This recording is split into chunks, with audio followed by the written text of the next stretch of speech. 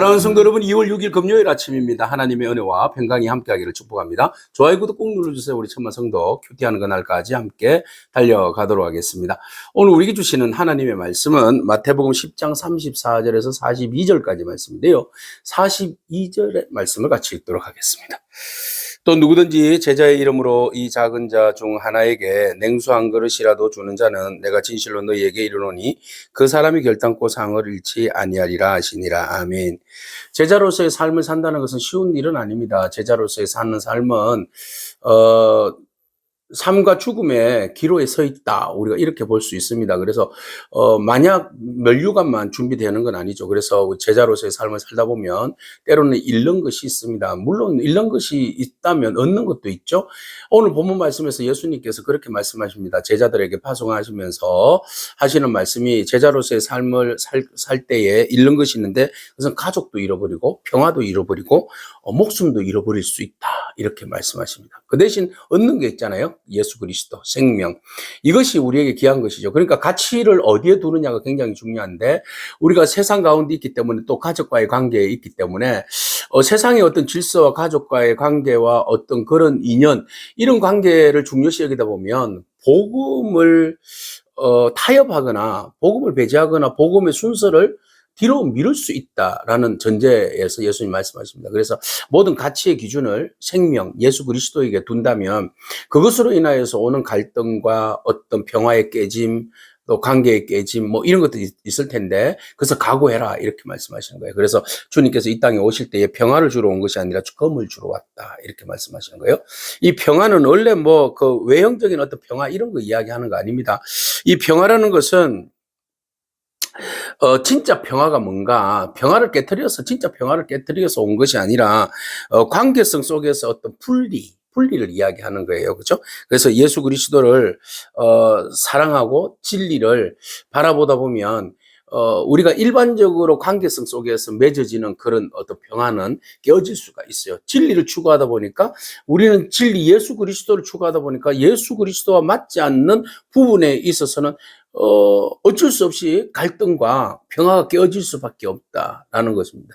그래서 이 검이라는 것이 사람을 해치는 칼이 아니라 진리를 기준으로 드러나는 어떤 분리를 상징하는 거예요. 그래서 예수님의 복음은 중립이 허락이 안 됩니다, 여러분. 예수님의 복음에는 받아들이는 자와 또 거부하는 자의 갈림이 있어요. 분명한 갈림이 있어요. 그래서 칼이라고 이야기하는 거예요. 그래서 그 결과 관계의 그 긴장, 갈등은 생길 수 있다. 근데 복음으로 인하여서 우리가 관계성에 있어서 이쪽은 예수를 안 믿어요. 난 예수를 믿어요. 나는 예수를 믿음으로 인해서 복음의 길을 따라야 돼요.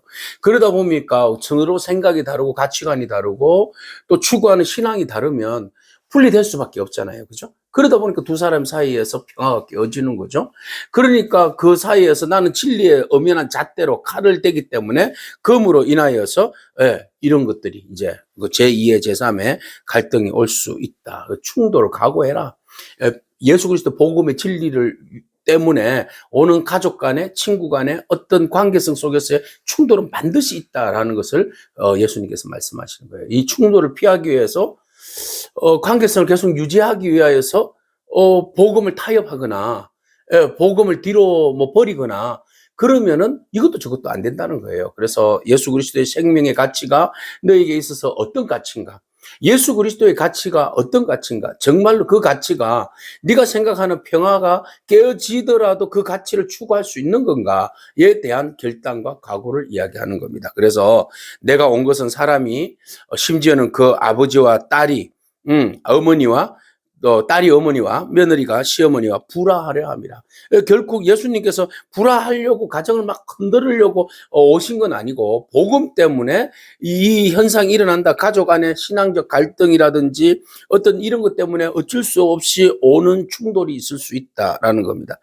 때로는 가까운 관계일수록 더 이런 것들이 흔들릴 수 있다라는 거죠. 그래서 복음은요. 때로는 분리를 가져올 수 있어요. 그 분리는요, 가족 안에서 일어날 수 있어요. 그래서 우리에게는 때로는 엄연히 그것이 생명과 관련되어 있기 때문에 선택이 필요한 부분이에요. 또 이것은 이제 이단들이 잘 이용하죠. 그죠? 네가 생명을 위해서 너희 가족도 버려야지. 뭐 이렇게 하면서 이제 이단들이 그것을 강조하기도 하는데, 근본적인 원리는 분명한 것은 우리가 그 예수 그리스도의 생명의 우월성, 네, 복음의 순서, 네, 복음을 어떻게 우리가 순서에서 받아들일 것인가에 대한 기준을 이야기하고 있는 거예요. 그래서 사람을 사랑하지 말라는 말은 아니에요. 순서와 사랑의 순서예요. 순서, 사랑의 순서예요. 무엇을 우리가 더 사랑할 것인가? 예수님보다도 더 우위에 두지 말 것을 말씀하시는 거예요. 이게 제자도다. 지금 우리는 제자도에 대한 이야기를 보고 있습니다. 제자로서의 삶을 살려면, 주님의 길을 따르려면 지금 제자들에게 말하는 거예요. 군중에게, 회중에게, 팬들에게 이야기하는 거 아닙니다. 그래서 제자들에게 너희들이 진정으로 나의 제자로서의 나의 삶을 따라서 살 것을 각오한다면 여기에서 오는 그 평화도 깨어질 수 있다. 그죠? 복음이 오히려 칼이 되어서 너희 가족들 안에서 불화가 올 수도 있고, 그 일로 인하여서 너희 집안에 서로가 너희를 바라보고 원수라 말할 수 있다. 그리고 사람의 원수가 자기 집안의 식구다. 그래서 주님께서 말씀하십니다. 아버지나 어머니를 나보다 더 사랑하는 자는 내게 합당하지 않다. 방향성의 문제예요. 합당하냐 합당하지 않느냐, 뭐 이것은 세상적인 기준과 가치로 말씀하면 안 되고, 너희가 제자로서 하나님 나라를 위하여서 부름받은 자로서 아버지와 어머니를, 형제와 자매를 더 사랑함으로 이 길을 가는 길에 걸림돌이 된다면 합당하지 않는다는 겁니다. 그래서 방향의 문제예요.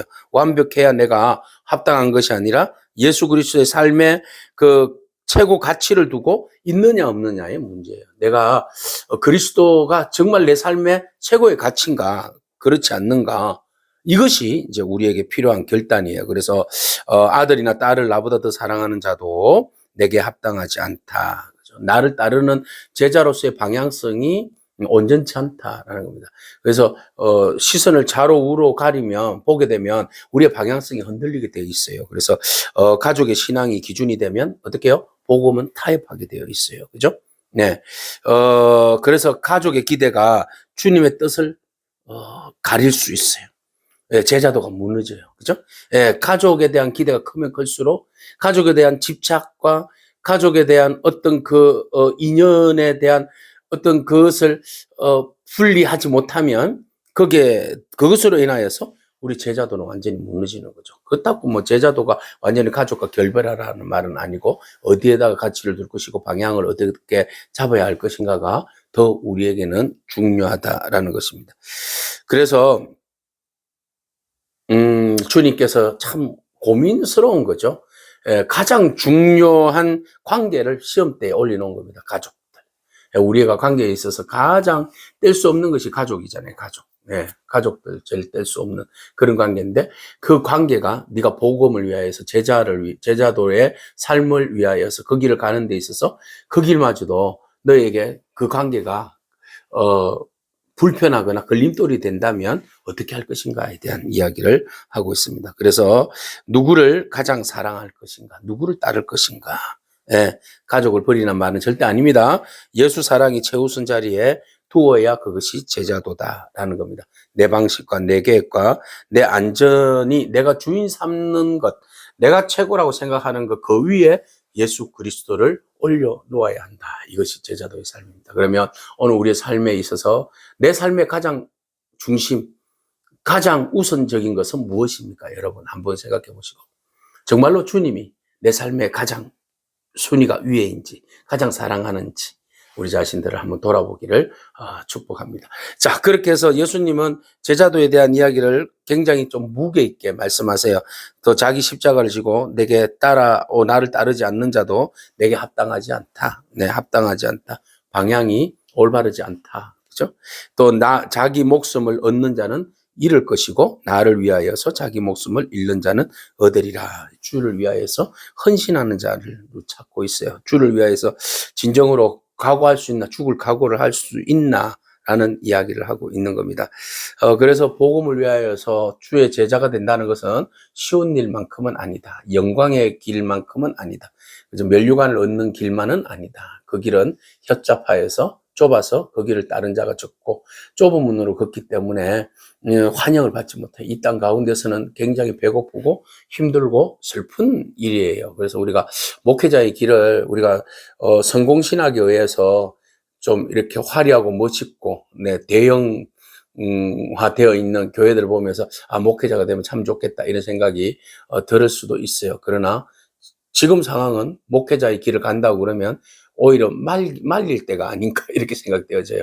예, 상당히 어려운 상황이잖아요. 신학생들도 많이 적고 신학교들도 많이 문을 닫는다고 하잖아요. 교회도 많이 줄어들고 어린아이들이 많이 줄고 교회 학교가 없어지고, 자, 이런 우리나라의 상황과 실태가 굉장히 어려워요. 그렇다고 하나님 나라가 멈출 수는 없는 거잖아요. 그죠? 이럴 때일수록 정말 용기 있고 정말 위대한 주님의 제자는 지금 결단하고 주님의 나라를 위하여 헌신한 사람이 가장 위대한 사람이다. 누구나 다 할 수 있을 때, 누구나 다 갈 수 있을 때, 예, 선택하는 사람은 누구나 다 할 수 있죠. 그러나 가지 않으려고 할 때, 힘들어할 때, 어려울 때 제자의 길을 선택하는 사람이 정말 복되다. 그 사람이 진정한 제자다라고 말씀드릴 수 있겠습니다. 자, 그렇다면 우리가 주를 위하여서 헌신할 때에, 근데 보세요. 상에 대한 이야기를 하고 있는데요. 너희를 영접하는 자는 나를 영접하는 자요. 나를 영접하는 자는 나를 보내신 이를 영접하는 자다. 그랬어요. 그래서 너희가 가서 복음을 이제 전하는데, 너희를 영접하는 자는 결국은 나를, 예수님을 영접하는 것이고, 예수님을 영접하는 자는 하나님을 영접하는 자다. 그만큼 영광스러운 일이다라는 겁니다. 그러니까 너희들이 가서 복음을 전하는 일이 하나님을 영접하는 일이기 때문에 그것이 이 세상에서 가장 가치 있는 일이잖아요. 가치 있는 일을 한다는 그 자체가 너무 귀한 일이다. 그래서 그 일에 보람을 느껴라. 지금 당장 어려운 일들만 보면서 너무 힘들어, 이 길이 힘들어, 거기에서 함몰되지 말고 왜 힘든지, 힘들지만 왜 우리가 이 길을 걸어가야 하는지 그것을 생각해 본다면 우리가 기꺼이 그 일을 감당할 수 있어요. 사람들로 하여금 하나님을 영접하고 예수 그리스도를 영접하도록 하는 귀한 그 천국의 대사로서의 역할을 우리가 맡게 되었는데, 그 길은 기꺼이 우리가 고난이 있더라도 기쁜 마음으로 감당할 수 있는 것이지요. 그래서 선지자의 이름으로 선지자를 영접하는 자는 선지자의 상을 받을 것이요, 의인의 이름으로 의인을 영접하는 자는 의인의 상을 받을 것이다. 그랬어요. 하나님의, 선지자는 하나님의 말씀을 전하는 자잖아요. 의인은 누구예요? 하나님 뜻대로 순종하는 사람이잖아요. 우리는 스스로가 하나님의 말씀을 증거하기도 하고 하나님의 뜻을 따라서 순종하면서 사는 사람이기도 하는데, 그 사람들, 특별히 복음 전도자들을 위하여서 이들을 영접하는 사람들, 이들을 위해서 수고하고 애쓰고 섬기고 이들의 어떤 그 사역들을 돕는 사람들은 이 사람들의 상을 받는다는 거예요. 할렐루야. 그러니까 선지자는 선지자의 상이 있어요. 그러니까 선지자만이 그 상을 받는 것이 아니라 그 일에 동참하는 사람, 그 일을 격려하고 협조하고 함께 더불어서 그 일 가운데 힘을 실어주는 사람도 그 사람의 상을 받는다고 그랬어요. 여러분들이 좋아하는 목회자, 네, 여러분들이 섬기는 목회자가 있고, 여러분들이 섬기는 선교사님들이 있고, 여러분들이 섬기는 주의 사역자들이 있지 않습니까? 그 사역들을 위해서 여러분들이 수고하고 애쓰고, 나는 필드에 나가지 못하지만 보내는 선교사로서 그 일들을 감당하고 함께 축복한다면 그분이 받는 상급을 여러분들도 같이 받는다는 거죠. 이게 얼마나 큰 축복입니까, 여러분? 거저 먹는 거예요. 예. 그래서 선지자의 이름으로 선지자를 영접하는 자는 선지자의 상을 받을 것이요, 의인의 이름으로 의인을 영접하는 자는 의인의 상을 받을 것이다. 하나님 맡기신 그 일들에 대해서 그 정체성을 가지고 그 생명을, 그들의 그 일들을 감당하는 사람들의 그 사역을 존중하고 함께 한다면 그 상을 결코 잃지 않을 것이다 라고 말씀하세요. 그래서 우리가 주의 일들의 그 동력함에 있어가지고 심지어는 누구든지 제자의 이름으로 작은 자 한 사람에게 냉수 한 그릇이라도 주는 자는 내가 진실로 너희에게 이르노니 그 사람이 결단코 상을 잃지 아니하리라. 선교하는 사람, 복음을 전하는 사람, 제자도의 길을 걷는 사람, 그 길이 참 어렵고 힘들잖아요. 그러나 그 길을 위해서 수고하고 애쓰는, 하나님 나라 확장을 위해서 수고하고 애쓰는 사람에게 심지어는 냉수 한 그릇 주는 사람, 그 사람도 그 상을 잃지 않는다. 결코 그 상을 잃지 않는다라고 말씀하고 있어요. 그래서 주님의 나라를 위하여서 힘쓰는 사람, 그 사람은 하늘의 상급이 있잖아요. 예수 그리스도의 생명. 비록 우리가 이 땅 가운데 잃을 것도 많아요. 그렇지만 잃는 것이 있지만 그러나 또한 영원한 생명과 예수 그리스도의 진리를 얻잖아요. 그리고 그 일을 위해서 수고하고 애쓰고 핍박도 참 많지만 그 길을 위해서 여러분들이 달려가면 그 길을 후원하고 지원해주고 함께하고 기도하고 중보하면서 여러분들의 사역을 돕는 사람들이 있는데 그 사람들도 여전히 여러분들의 그 상급과 동일한 상을 받는다라는 거예요. 그래서 여러분, 나는 지금 여유와 형편이 되지 못해서 주님의 제자도에 직접적인 앞에 필드에 나서지 못합니다라고 생각될 수 있어요. 그러나 여러분 할 수 있습니다. 여러분들이 냉수한 그릇 그들을 위해서 지원해 주신다면, 섬겨 주신다면 그 상은 결코 잊지 않을 것이다. 그래서 주님의 나라는 제자와 함께 지원하는 제자 공동체, 더불어서 함께 하나님 나라를 만들어가는 겁니다. 결코 여러분들이 그 길을 가는 데 있어서 잃어버렸다 해서 절망하지 않기를 바랍니다. 더 큰 천국의 상급들이 준비되어 있습니다. 그 주님 바라보면서 오늘도 믿음으로 승리하기를 축복합니다. 아멘. 기도하겠습니다. 주님 감사합니다. 복음으로 인하여서 우리가 많은 갈등도 겪게 되고 우리 안에 평화가 깨어지기도 하고 원수가 되어지기도 합니다. 그러나 하나님, 우리가 그것도 잃어버릴까 참 마음이 조바심이 느껴집니다만은, 그러나 하나님, 우리의 삶에 있어서 주의 길을 따르는 데 있어서 무엇이 우선인지, 무엇을 먼저 생각해야 할지 항상 우리가 고민하며 결단할 수 있는 은혜를 다하여 주시옵소서. 선택과 상실 속에서 하나님은 또한 그 안에 역사를 열어주시어서 오직 우리로 하여금 위로받게 하시고 큰 상급을 하나님께서 허락하여 주시는 줄로 믿습니다. 하나님, 그러나 우리가 그 일들로 인해서 너무 좌절하지 아니하도록 하나님께서 언제나 우리 안에 말씀과 진리로 굳건하게 세워 주시옵소서. 작은 자 한 사람, 섬기는 사역자들 서로 격려하고 돕고 지원할 때에 하나님, 지원한 자들을 축복하여 주시고 또 우리가 함께 그 일을 갈 때에 절망하지 아니하도록 항상 주님께서 공급하시는 그 은혜를 생각하면서 믿음으로 승리하는 저희들의 삶이 되게 하여 주옵소서. 감사드립니다. 예수님에게 하신 이름으로 기도합니다. 아멘. 오늘도 믿음으로 승리하길 축복합니다. 아멘.